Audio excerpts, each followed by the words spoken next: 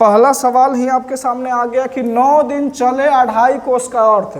9 दिन चले 2.5 कोस का अर्थ। देखिए बूढ़ पुरानिया लोग, बुजुर्ग लोग कहते थे कि 9 दिन चले और 2.5 कोस। ओ भाई 2.5 कोस, बहुत धीरे धीरे काम करना, साफ साफ स्पष्ट हो रहा है, इसमें कोई ज़्यादा सोचने वाली बात नहीं है।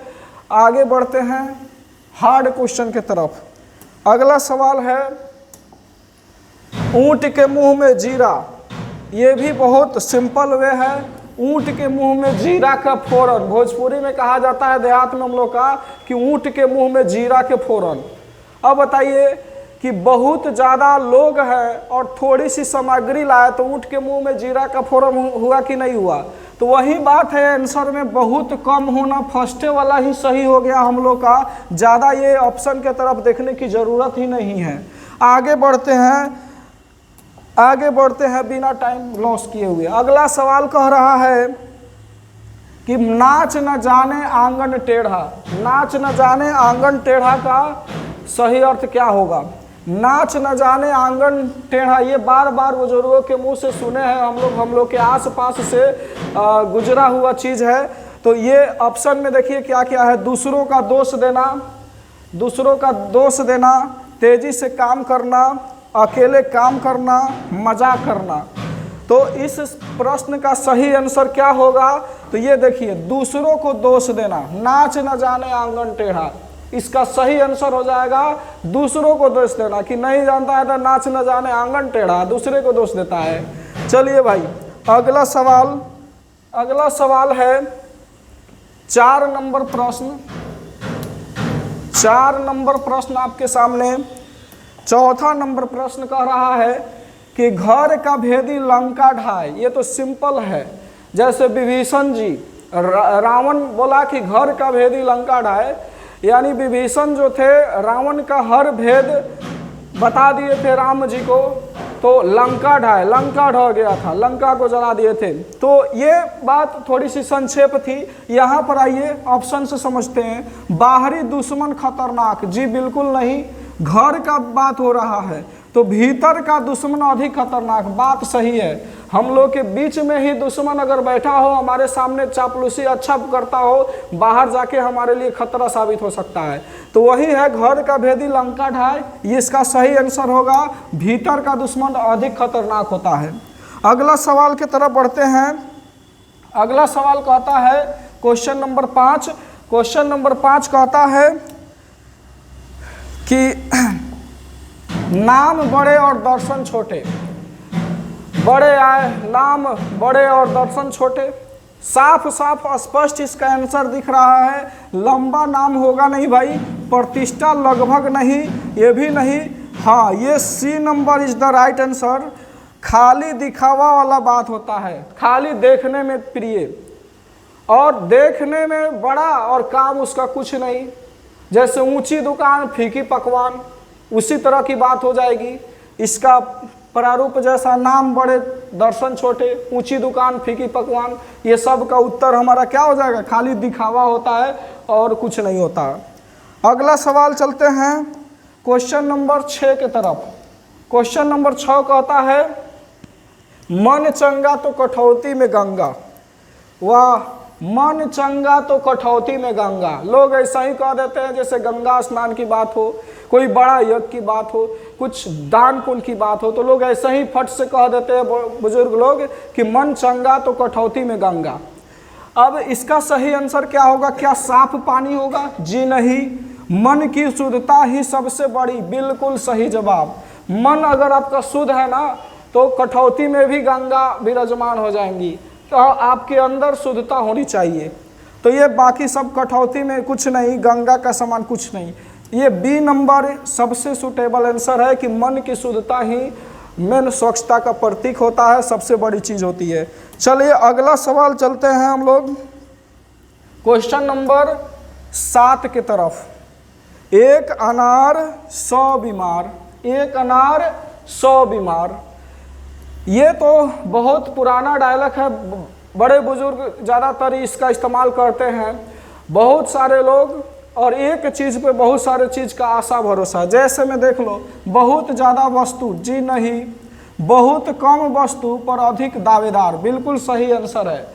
बहुत कम चीज़ होता है लेकिन ज़्यादा लोग उसके दावेदार होते हैं, ज़्यादा लोग उसको आकर्षित करना चाहते हैं अपने तरफ, ज़्यादा उसको पाना चाहते हैं। तो ये एक अनार 100 बीमार के मुहावरे लोकोक्तियाँ के अर्थ के रूप में है। चलिए अगला सवाल हम लोग चलते हैं क्वेश्चन नंबर 8 के तरफ। क्वेश्चन नंबर 8 कहता है कि अब पछताए होत क्या जब चिड़िया चुग गई खेत। अब पछताए होत क्या जब चिड़िया चुग गई खेत। क्या जल्दी काम करना हो जाएगा? क्या समय निकल जाने पर पछतावा बेकार है? बिल्कुल सही है भाई, खेती करना होगा नहीं, चिड़िया पकड़ना ना। बिल्कुल B number is the right answer.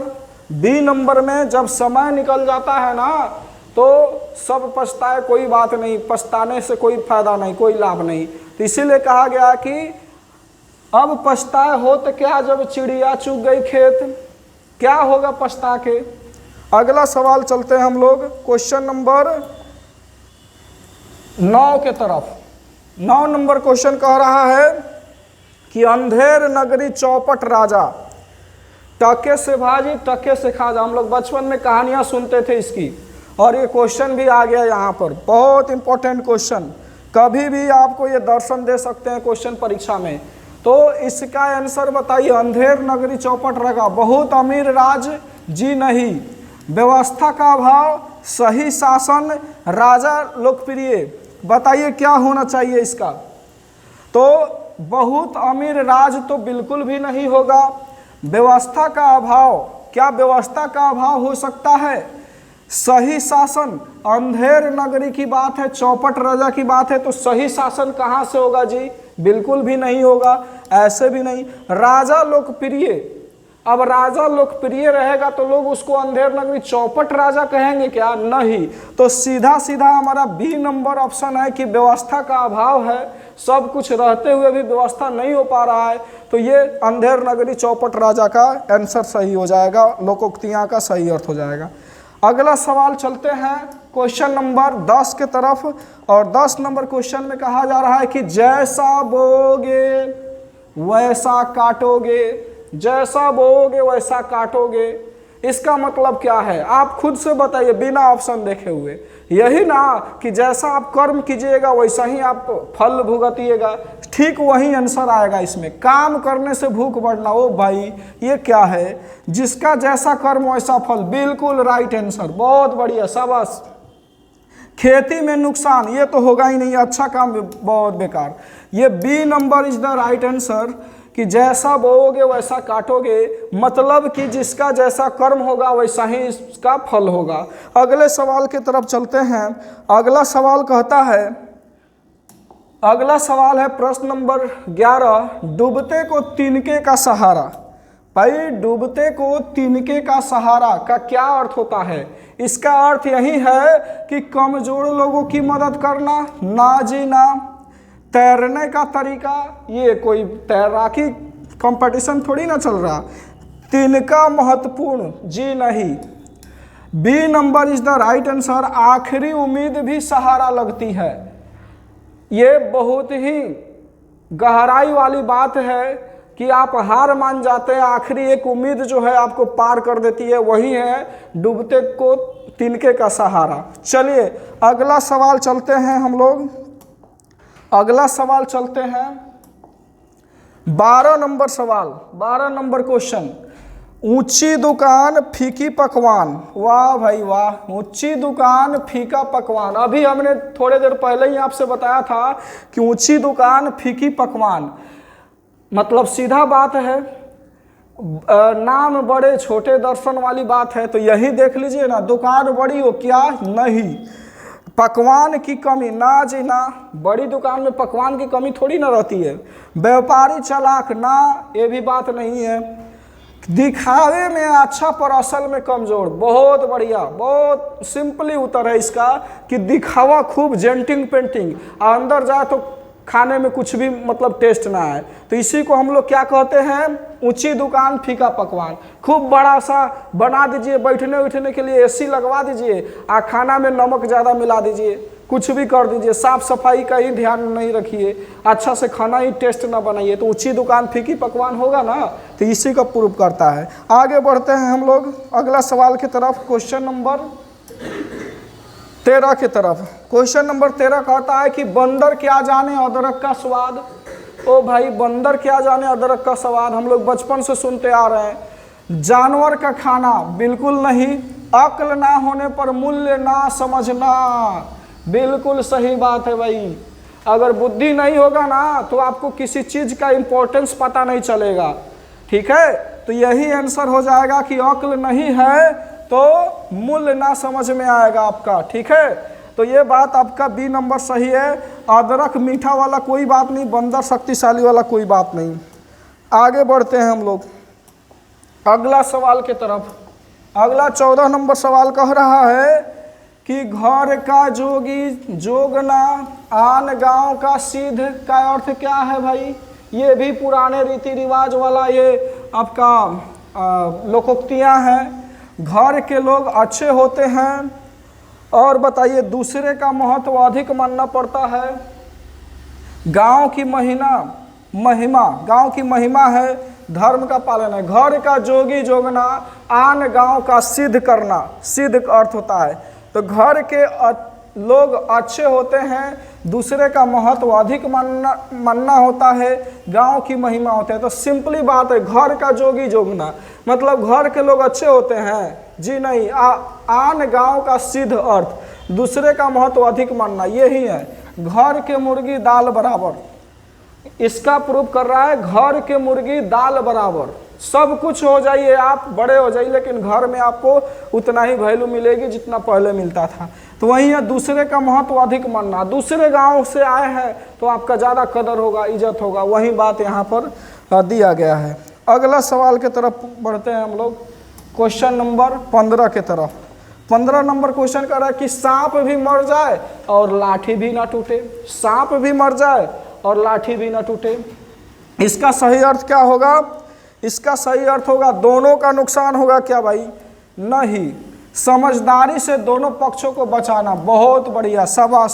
सांप पकड़ना ना, संघर्ष करना ना जीना, ये होगा समझदारी से दोनों पक्ष को बचा लिए तो सांप भी मर गया, लाठी भी नहीं टूटा। लोग अक्सर कहते रहते हैं कि सांप मर जाए लाठी भी नहीं टूटे, मतलब दोनों पक्ष को आप बचाइए, दोनों को आप एक ही तीर से बचा लीजिए, मतलब एक तीर दो निशान, दोनों लाभ ही लाभ। तो ये सांप भी मर जाए और लाठी भी नहीं टूटे, मतलब दोनों तरफ से लाभ होना चाहिए, दोनों पक्ष को बचाने के काम होने चाहिए। अगला सवाल क्वेश्चन नंबर 16, नहले पर दहला। वाह, नहले पर दहला मतलब क्या होगा, एक के बाद एक प्रहार। अच्छा, धीरे काम करना नहीं, कमजोर होना नहीं, लड़ाई करना नहीं, इसका सही आंसर हो जाएगा भाई एक के बाद एक प्रहार। नहले पर दहला कर फेंक रहा है, यानी चौका पर चौका, छक्का पर छक्का। जैसे मैच में इंटरेस्ट लोग लेता है, जैसा उम्मीद करता है वैसा ही आते जाता है, तो नहले पे दहला लोग उसको बोल सकता है, ठीक है। अगला सवाल हम लोग बढ़ते हैं, अगला सवाल बढ़ते हैं हम लोग यहाँ पे 17 नंबर सवाल। 17 नंबर सवाल कर रहा है कि चोर के दाढ़ी में तिनका का अर्थ। चोर के दाढ़ी में तिनका का अर्थ, इसका सही आंसर क्या होगा। क्या दाढ़ी रखा जाता है वो है ना। अपराधी का खुद प्रकट होना, बहुत बढ़िया। ईमानदार व्यक्ति तो होगा नहीं, गुस्सा होना ये होगा नहीं, तो जब भी होगा B number is the right answer. अपराधी का खुद प्रकट होना, ये हो जाएगा आपका क्या, चोर के दाढ़ी में तिनका का अर्थ। अगला सवाल है क्वेश्चन नंबर 18, खोदा पहाड़ निकली चूहिया। बहुत ज़्यादा मेहनत किए और मिला थोड़े से। वही चीज़ है कि बड़ी मेहनत का बड़ा फल, बहुत अपेक्षा पर बहुत कम परिणाम। बिल्कुल बी वाले सही है, B number is the right answer. बहुत ज़्यादा अपेक्षा है, बहुत ज़्यादा हमें इच्छा थी, लेकिन मिला बहुत कम, बहुत मेहनत करने के बाद भी। तो आइए आज चलते हैं अगला सवाल के तरफ। अगला सवाल 19 नंबर और 19 नंबर सवाल बहुत ही बढ़िया सवाल है, इसमें पढ़ते हैं हम लोग। जिसकी लाठी उसकी भैंस, वाह, जिसकी लाठी उसकी भैंस।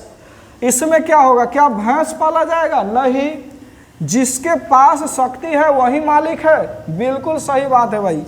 गाय का दूध से कोई लेना देना नहीं है, झगड़ा करना कोई लेना देना नहीं है। जब भी होगा B number is the right answer. B इसका सही जवाब है कि जिसकी लाठी उसकी भैंस, जिसके पास शक्ति है ना वो मालिक हो सकता है। अगला सवाल, आजकल वैसे बात नहीं है, ये पुराना कहावत है। आजकल जिसके पास बुद्धि है, समझदारी है, ज्ञान है, वही मालिक है। चाहे बड़े से बड़े गरीब क्यों ना हो, वही गद्दी पे बैठेगा जिसके पास बुद्धि है, विवेक है, समझदारी है कि कैसे शतरंज में चाल को चलना है, वही आगे निकलेगा। बुद्धि रहेगा वही आगे निकलेगा। और जिनके पास बुद्धि नहीं है, पढ़े लिखे नहीं है, वो धन दौलत होने के बाद भी उनको ठग के ले जाएगा कोई भी। चलिए अगला सवाल है, अगला सवाल है 20 नंबर और लास्ट सवाल है आज का। लगता है जैसे आसमान सिर पर उठा लिया है। लगता है जैसे आसमान सिर पर उठा लिया है, मतलब क्या हो जाएगा कि बहुत शोर मचाना, आकाश छूना, धीरे चलना, डरना। अब देखिए, आकाश छूने से कोई मतलब नहीं है, धीरे चलना से कोई मतलब नहीं है, डरना से कोई मतलब नहीं है। तो बहुत शोर मचाना, आसमान सिर पर उठा लिया है उसने, मतलब बहुत शोर मचा दिया है, बहुत ज़्यादा चहल पहल कर दिया है, आसमान सिर पर उठा लिया है। ठीक है, इस सवाल का यही आंसर था। अगला सवाल, बस कुछ सवाल और हम आपके लिए रख दिए हैं और वो सेकेंड पार्ट में हम अपलोड कर देंगे। फिलहाल इतना ही, तब तक के लिए धन्यवाद। सेकेंड पार्ट बहुत जल्द आएगी और तब तक इससे आप देखें और क्वेश्चन को बिल्कुल रिवीजन के तौर पर इसे देखें, एंजॉय के तौर पर देखें, कोई सीरियसली नहीं लेना है। हम सारे चैप्टर का 20-25 क्वेश्चन में ही सॉल्व कर देंगे जो परीक्षा के दृष्टि से होगा और हर एक सब्जेक्ट का कोशिश करेंगे। फिलहाल अभी हिंदी इंग्लिश का ये सीरीज लगातार आने वाला है, day by day. Thank you, धन्यवाद, जय हिंद।